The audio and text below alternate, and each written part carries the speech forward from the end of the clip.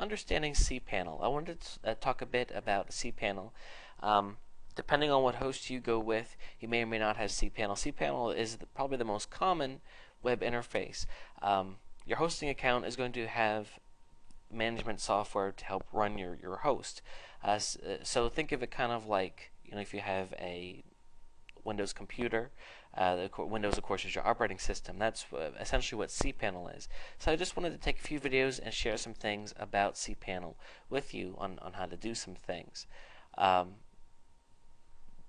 The hosts that I recommended that you use, that just a couple that I threw out to you, they all use cPanel. So if you want things to be as easy as possible, go with them. Of course, if you don't have cPanel, you have something that's similar to cPanel, and you can still watch his videos and take something from it because, of course, they're going to be similar.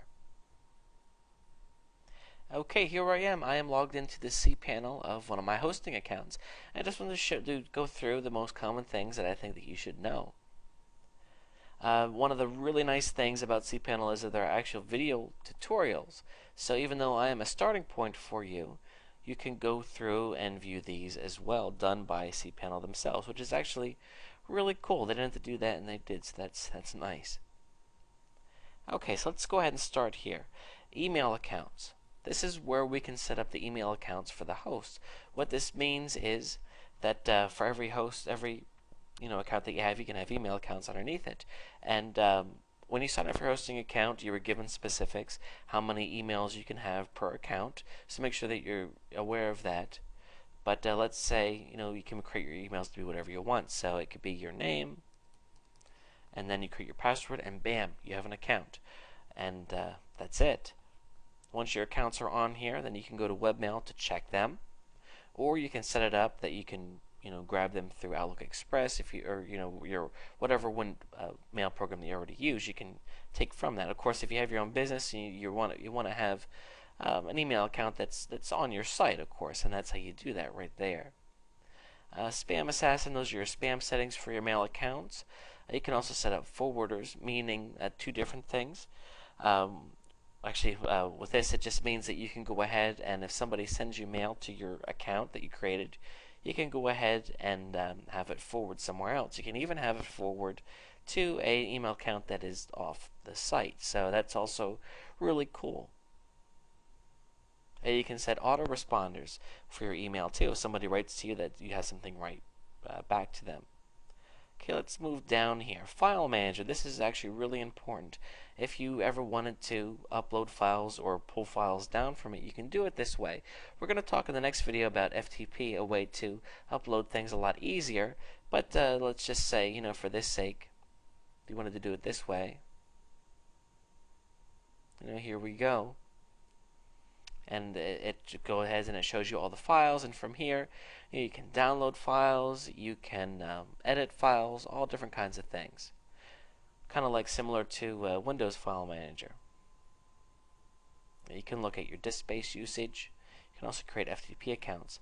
Logs. This is helpful stuff. You can take a look at the latest people that have been to your site. I like to use AW Stats because this is a really nice stats program. This is a domain that I really don't use, so there's not going to be many people that have came here. You can see I started it with good intentions but didn't really do anything with it.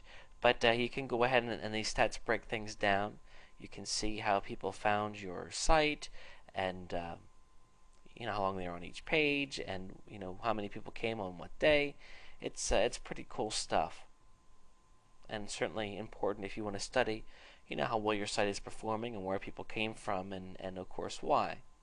You can also download your stats to analyze them in an external program. You can also password protect things. We can create subdomains, add-on domains, redirects. If your hosting account came with databases, here is the MySQL database, which is really important. And then we have software here. Oftentimes, even if you don't have Fantastico, which this account actually doesn't, even though I told you you need it, how about that? Here we can do things like set up a clock or a guest book.